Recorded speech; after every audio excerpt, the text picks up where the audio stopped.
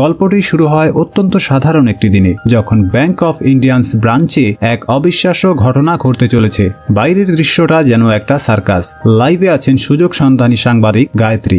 দেখেই বোঝা যাচ্ছে এই পুলিশ অফিসারের কাছ থেকে বিশেষ কোনো তথ্য পাওয়া যাবে না। মনে হচ্ছে এখানে সময় নষ্ট না করে চল একবার ভেতরে গিয়ে দেখি সেখানে কি হচ্ছে। ভেতরে আছেন চম্পক চন্দ্রকান্ত, পেশায় একজন জ্যোতিষী এবং গণেশ ভক্ত।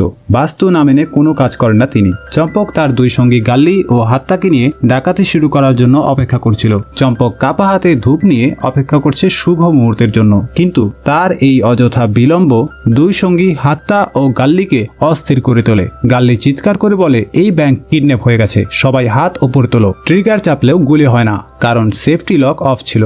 কিন্তু গুলি না চললেও গাল্লির হাতে থাকা খালি পিস্তল দেখতেই হোস্টেজরা আতঙ্কিত হয়ে যায় এবং দৌড়াদৌড়ি শুরু করে। চম্পক গাল্লিকে ধমক দিয়ে বলে, বাস্তু অনুযায়ী গুলি চালাবে হাতি, তুই কেন চালালি, তুই তো ঘোড়া। গাল্লি রেগে গিয়ে বলে, একে তো এই মুখোশ পরে দম বন্ধ হয়ে আসছে, তার উপর তোরা আমার মাথা খারাপ করে দিচ্ছিস। চম্পক তখন পরিস্থিতি নিয়ন্ত্রণে আনতে তার পিস্তল নিয়ে ফাঁকা গুলি করে এবং ডাকাতির ঘোষণা দেয়। একটি লোক চালাকি করে মাটিতে পড়ে থাকা পিস্তল হাতে নিতে চাইছিল। চম্পক তাকে পিস্তল ঠেকিয়ে আটকে ফেলে। ঠিক সেই সময় ব্যাংকে আরো এক কমেডিয়ানের ইন্ট্রো হয়। তেলে টাক মাথা নিয়ে একটি লোক ব্যাংকে ঢুকে পড়ে। এই লোকটাকে অনেকেই হয়তো চিনতে পেরেছ। ইনি হচ্ছেন বলিউডের অন্যতম র্যাপার, মানে বলতে চাইছি র্যাপ গান করে। এনার নাম হচ্ছে বাবা সেহগাল। হাত্তা ছিল বাবা সেহগালের অন্যতম ভক্ত, তাই সে চাইছিল বাবা সেহগালের সাথে একটি টিকটক ভিডিও বানাবে। কিন্তু দুর্ভাগ্যক্রমে হাত্তার মোবাইলে নেটওয়ার্ক আসছিল না। সে ব্যাংক ম্যানেজারকে বলে ওয়াইফাই পাসওয়ার্ড দিতে। গাল্লি পাসওয়ার্ড আনতে ম্যানেজারের রুমের দিকে যায়। বাবা সেহগাল গাল্লিকে র্যাপ গান শোনাতে থাকে। এমনিতেই গাল্লির নাজেহাল অবস্থা, তার উপর মাথা নষ্ট র্যাপ। গাল্লির অক্সিজেন লেভেল ধীরে ধীরে কমতে থাকে। সে বেহুশ হয়ে মাটিতে পড়ে যায়। চম্পক এবং হাত্তা দ্রুত গাল্লির সামনে আসে। তারা চোর হলেও মানুষ হিসেবে ভালো, তাই চম্পক গাল্লির মুখোশ খুলে দেয়। হাত্তা বলে, তুই ওর মুখোশ খুললি কেন? এখন তো সবাই আমাদের চিনে ফেলবে। চম্পক বলে, চিনলে চিনুক, আমার সামনে আমার বন্ধু মারা যাবে আর আমি দাঁড়িয়ে দেখব? এরপর তারা তিনজনই তাদের মুখোশ খুলে ফেলে এবং তিনজনের আসল চেহারা সবার সামনে আসে। এরপরের দৃশ্যে দেখা যায় চকচকে লাক্সারিয়াস গাড়ি থেকে এন্ট্রি নেন আমজাদ খান, 2001 সালের র্যাঙ্কিং পাওয়া সেরা সিবিআই অফিসার। দেখে অনেকটাই বলিউডের বিবেক অবিরয়ের মতো লাগছিল। আমজাদ ভেতরে প্রবেশ করে এবং সোফায় বসে পড়ে। চম্পক এবার আমজাদের সামনে এসে পিস্তল দেখায়, কিন্তু আমজাদ খান কোনো সাধারণ পুলিশ ছিল না। সে তার কাছে থাকা দুটি পিস্তল একসাথে দেখায়। এবার চম্পককে কিছুটা ভীতু মনে হচ্ছিল। চম্পক বলে, স্যার আপনি এখানে কি করছেন? আমজাদ বলে, তোমরাই তো আমাকে ইনভাইট করলে, এখন আমাকেই চিনতে পারছো না? আমজাদ চালাকি করে চম্পকের মাথা দরজার সাথে আটকে ধরে এবং তাকে 1 ঘন্টার সময় দেয় যাতে সে সারেন্ডার করে। অন্যদিকে গাল্লিকে দেখা যায় লোহা কাটার গ্যাসকিট দিয়ে ভল্ট খোলার জন্য চেষ্টা করছিল, কিন্তু কাটার বদলে সেটা পার্মানেন্ট জোড়া লেগে যায়। এবার গল্পের দৃশ্যে কিছুটা ভিন্ন রূপ নেয়। একটি সমাবেশে রাজ্যের হোম মিনিস্টার আগামী নির্বাচনের সস্তা প্রচারণা চালাচ্ছিল।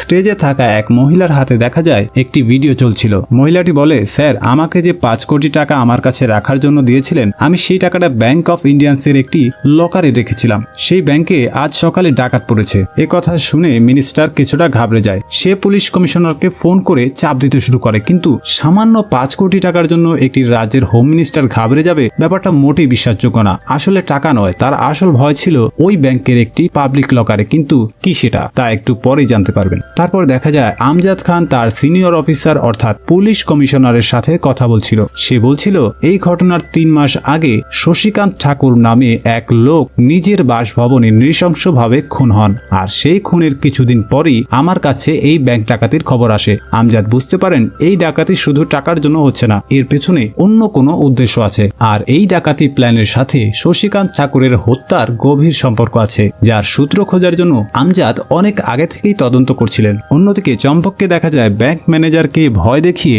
লকারের কাছে যাচ্ছিল। সেখানে তারা একটি লাল ব্যাগ দেখতে পায়। এই ব্যাগটি ছিল মূলত হোম মিনিস্টারের, যেখানে 5 কোটি টাকা রাখা ছিল। চম্পক তো এবার বেশ খুশি। এখন তারা ডিসিশন নেয় টাকা নিয়ে পালাবে। একটি লোক শুরুতে চালাকি করে পিস্তল হাতে নিতে চাইছিল। এর নাম হচ্ছে জগ্নু। জগ্নু বলে, দেখো তুমি টাকা পেয়েছো ঠিক আছে, তার মানে এই না যে তুমি এখান থেকে বেরোতে পারবে। বাইরে পুলিশ, সিবিআই, নিউজ রিপোর্টার সবাই ঘাপটি মেরে বসে আছে। আমার কথা শোনো, তুমি সারেন্ডার করো, প্রয়োজনে আমি আমজাদ স্যারের সাথে কথা বলবো।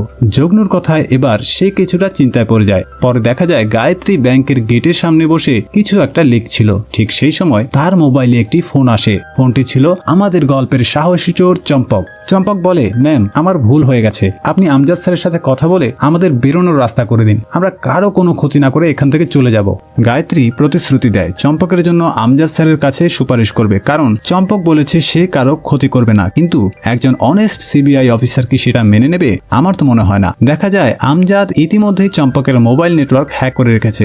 আমজাদ বলে, তোকে 1 ঘন্টার সময় দিয়েছিলাম, তার মধ্যে 5 মিনিট বাকি আছে। চম্পক ফোন কেটে দেয়। আমজাদ এবার গায়ত্রীকে সন্দেহ করতে থাকে, কারণ গায়ত্রীর নাম্বার চম্পকের কাছে কিভাবে এলো? আমজাদের জায়গায় যে কেউ হলে একই সন্দেহ করত। আমজাদ এবার গায়ত্রীকে কড়া পাহারায় ফেলে দেয়। চম্পক যেহেতু গায়ত্রীকে বলেছিল সে সারেন্ডার করবে, এই কথা শোনার পর আমজাদ চম্পকের কথা মেনে নেয়। অবশেষে সিদ্ধান্ত হয় ভেতরে যাবে গায়ত্রী।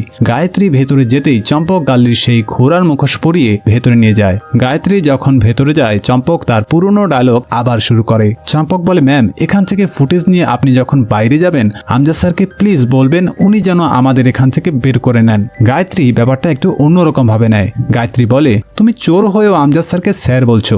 আমি যদিও কিছু দেখতে পাচ্ছি না, তারপরেও তোমার কথা শুনে মনে হচ্ছে তুমি ভদ্র ঘরের ছেলে। তাই তোমাকে একটা ভালো বুদ্ধি দেই, তুমি সারেন্ডার করো, এটাই তোমার জন্য ভালো হবে। পরের দৃশ্যে গায়ত্রী যখন বাইরে আসে সে সিবিআই আমজাদকে বলে চম্পক এবং তার দল সারেন্ডার করবে এবং ভেতরে যে হস্টেজরা আছে তারা সবাই ঠিক আছে।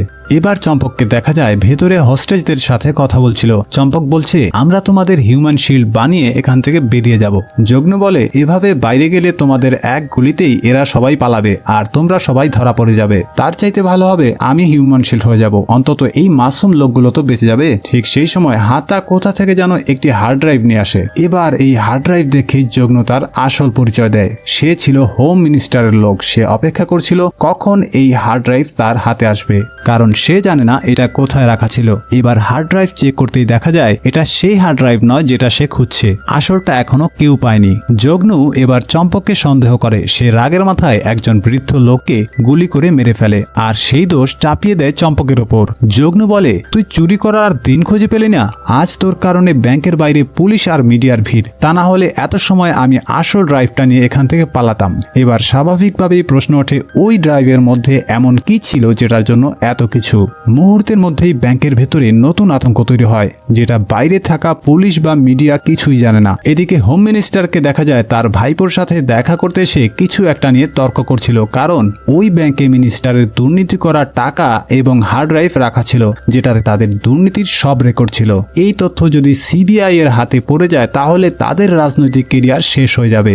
মিনিস্টার আরো বলে, যজ্ঞকে যেহেতু তুমি পাঠিয়েছ তাই তুমি তাকে এটাও বলো যে ওই ব্যাংকে থাকা বাকি লকারগুলো যাতে সে চেক করে। তুমি এক্ষুনি তাকে ফোন করো। এবার যজ্ঞর কাছে ভাইপোর ফোন আসে আর সে তার কথা মতো ম্যানেজারের সাহায্য নিয়ে গোপন লকার খুলে একটি হার্ড ড্রাইভ খুঁজে পায়। হার্ড ড্রাইভ পাওয়ার পর যজ্ঞ হোম মিনিস্টারের ভাইপোকে ব্ল্যাকমেল করতে থাকে। সে বলে, ব্যাংকের বাইরে এত পুলিশ চলে আসবে তা তো আপনারা আমাকে আগে বলেননি। যত তাড়াতাড়ি সম্ভব আমাকে এখান থেকে বেরোনোর রাস্তা করে দিন, না হলে আমি এই হার্ড ড্রাইভ পুলিশের কাছে দিয়ে দেব। তারপর কি হবে তা আপনারা খুব ভালো করেই জানেন। এবার চম্পক যজ্ঞকে চালাকি করে বলে, দেখো সবাই জানে আসল চোর আমি, তাই আমি তোমাকে হিউম্যান শিল্ড বানিয়ে বাইরে যাব আর সবাই তোমাকে হস্টেজ মনে করবে, তাহলে তোমার আর কোনো ভয় থাকবে না। তারপর দেখা যায় যজ্ঞ তার কথা মেনে নেয়। চম্পক যজ্ঞকে হিউম্যান শিল্ড বানিয়ে বাইরে যায়। বাইরে যেতেই আমজাদ তাদের সামনে আসে। চম্পক তাকে বলে, আমাকে একটি হেলিকপ্টারের ব্যবস্থা করে দিন যাতে আমি এখান থেকে পালাতে পারি। আমজাদ প্রথমে রাজি হয় না। চম্পক জানায় যদি তার কথা না মানা হয় তাহলে সে একে একে সবাইকে মেরে ফেলবে।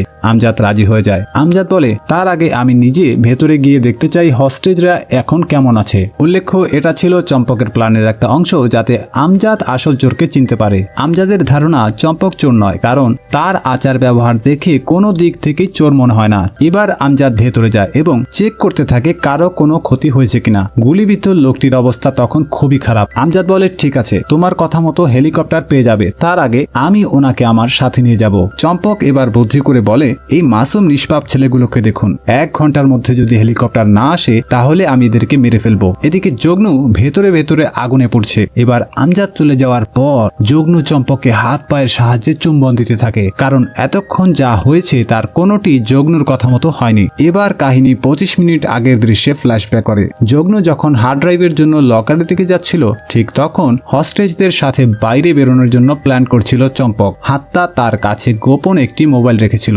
যেটা দিয়ে চম্পক গায়ত্রীকে ফোন করে। গায়ত্রী আমজাদের কাছে ফোন দিতেই চম্পক কিছু একটা বলবে, ঠিক তখন আমজাদ বলে ওঠে, তুমি গুলি করনি আমি ভালো করেই জানি, যে কিনা ভালো করে পিস্তল ধরতে পারে না সে অন্তত মানুষ খুন করতে পারে না। চম্পক ঠিক তখনই যজ্ঞর কথা আমজাদকে বলে এবং সেই হার্ড ড্রাইভের কথাও তাকে বলে। এরপর চম্পক গণপতি পাপা মরিয়া বলে বিদায় জানায়, যেটা আমজাদ ভালো করে বুঝতে পারে না। এদিকে যজ্ঞ মিনিস্টারের ভাইপোকে ক্রমাগত ব্ল্যাকমেল করতে থাকে। তারই রেস ধরে মিনিস্টার পুলিশকে প্রেসার দিতে থাকে যাতে এই ব্যাংক ডাকাতির ঘটনা একটা চূড়ান্ত মোড় নেয়। এদিকে যজ্ঞ যখন ভাইপোর সাথে কথা বলছিল, চম্পক যজ্ঞর দলের একজনকে মেরে অজ্ঞান করে দেয়। এবার তারা বেরিয়ে যাওয়ার প্ল্যান করে। একটি লোক তাদের জিজ্ঞেস করে প্রথমে কারা যাবে। হাত্তা বলে প্রথমে মহিলারা যাবে। এবার চম্পক আমজাদকে ফোন করে এবং প্ল্যান মোতাবেক মহিলাদের বের করে দেয়। এদিকে যজ্ঞকে দেখা যায় ভল্ট রুমে টাকা পয়সা সোনাদানা সব চুরি করে নিচ্ছিল। অন্যদিকে চম্পক যজ্ঞর দলের একজনকে মেরে তার পোশাক পরে দাঁড়িয়েছিল।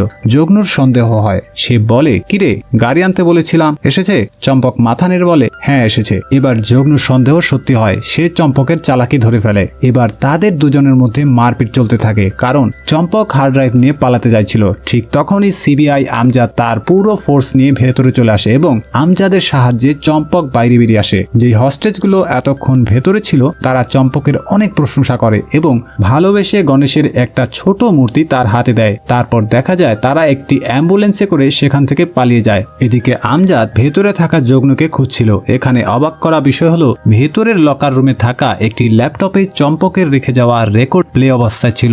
আমজাদ এবার দেখতে পায় একটি লকারের ভেতরে যজ্ঞ বাধা অবস্থায় পড়ে আছে। চম্পক একটি লোককে দিয়ে চিঠি পাঠায়। চিঠিতে লেখা ছিল, জানেন এই দুনিয়াতে সবার হাতের রেখাগুলো আলাদা আলাদা হয়ে থাকে, কারণ আমরা নিজেরাই আমাদের ভাগ্য লিখি। ব্যাংক চুরি হওয়ার আগে আমজাদকে আগে থেকে জানানো সেই মানুষটা ছিল চম্পক। চম্পক বলেছিল সে কখনো চোর ছিল না, বিপদে পড়ে সে এই কাজ করছিল, কিন্তু চিঠিতে তার উল্টোটা লেখা। সে অনেক ছোট থেকেই চুরি কাজ করে, আজ পর্যন্ত তার চুরি কেউ ধরতে পারেনি আর কখনো পারবেও না। ওই চিঠিতে লেখা ছিল, 3 মাস পর আমি আপনার সাথে দেখা করব, তখন সব জানতে পারবেন। এবার যজ্ঞ এবং সিবিআই আমজাদ পাগলের মতো হাসতে শুরু করে। এখানে মুভিটা শেষ হতে পারত, কিন্তু না, ব্যাংক ডাকাতির ঘটনা শেষ হলেও আরো অনেক প্রশ্ন ও ক্লাইম্যাক্স পয়েন্ট থেকে যায়। আর সেই ক্লাইম্যাক্স পয়েন্টগুলো জানার জন্য আমরা চলে যাচ্ছি 3 মাস পরে, যেখানে আমজাদ ও চম্পকের দেখা হবে। দেখতে দেখতে 3 মাস পার হয়ে যায়। সিবিআই আমজাদকে দেখা যায় একটি রেস্টুরেন্টে বসেছিল। রেস্টুরেন্টের একজন ওয়েটার খাবারের মেনু নিয়ে আসে। লোকটা আর কেউ নয়, সে ছিল হাত্তা। মেনু খুলতে দেখা যায় একটি আইফোন টেবিলের ওপর রাখা ছিল, যেখানে একটি ভিডিও চলছে। ভিডিওতে একজন বৃদ্ধ লোককে দেখা যায়। এই লোকটির নাম ছিল শশীকান্ত ঠাকুর। লোকটা ব্যাংক চুরির ঘটনার আগে মারা যায়। এই লোকটার কেস নিয়ে তদন্ত করার পর আমজাদের কাছে ব্যাংক চুরির আগাম খবর আসে। এবার ভিডিওতে যে রেকর্ডিংটা চলছিল সেটা ছিল চম্পকের জন্য। তার একটু পরেই দেখা যায় 2 জন লোক এসে তাকে মেরে ফেলে। তার মানে কি দাঁড়ালো, মিনিস্টার ও তার ভাইপো শশীকান্ত ঠাকুরকে হত্যা করে, যার রেশ ধরে চম্পক সেই হার্ড ড্রাইভের জন্য ব্যাংক লুট করে, যেখানে তাদের দুর্নীতির তথ্য ছিল। একই সাথে দেখা যায় মিনিস্টার দুর্নীতির কারণে মিডিয়ার কাছে জবাবদিহি করছিল আর তার ভাইপো আত্মহত্যা করে। ভিডিও শেষ হতেই চম্পক আমজাদের সামনে চলে আসে। আমজাদ বলে, আমার লাইফে তুমি একমাত্র চোর যার প্ল্যান আমি ধরতে পারিনি। চম্পক বলে, স্যার কমেডিয়ানদের মুখের দিকে তাকালেই নিষ্পাপ মনে হয়, কিন্তু নিষ্পাপ চেহারার মধ্যেও অনেক কঠিন সত্য লুকিয়ে থাকে। আমজাদ বলে, যজ্ঞর কাছে যেই টাকা ছিল তার সবই নকল ছিল, তাহলে আসল টাকা কোথায়? এ কথার জবাবে সে বলে, কোনো ড্রামাতে সাইড রোলে থাকা চরিত্রগুলোকে ছোট করে দেখতে নেই, কারণ কখনো কখনো তারাও বিশাল ভূমিকা রাখে। তার মানে ওই হস্টেজদের মধ্যে অনেকেই ছিল যারা চম্পকের লোক। এবার ভিডিও দেখতে দেখতে চম্পক এবং তার সঙ্গীরা সেখান থেকে চম্পট দেয়। এ সময় তাদের সঙ্গে সাংবাদিক গায়ত্রীকেও দেখা যায়। আসলে গায়ত্রী আর কেউ ছিল না, গায়ত্রীও তাদেরই একজন ছিল, মানে চম্পকের দলের। এবার আমজাদের মোবাইলে চম্পকের ফোন আসে। চম্পক বলে, স্যার আমার একটু তাড়া আছে, তাই না বলে চলে গেলাম। আমজাদ হতাশ হয়ে বলে, যাওয়ার আগে তোমার আসল নামটা তো বলো। এবার চম্পক বলে, এত কিছু বলে দিলাম, আপনি অন্তত আমার নামটাই না হয় খুঁজে বের করুন। চম্পক তার নামটা গোপন রেখেছিল, যেটা কাউকে বলা হয়নি।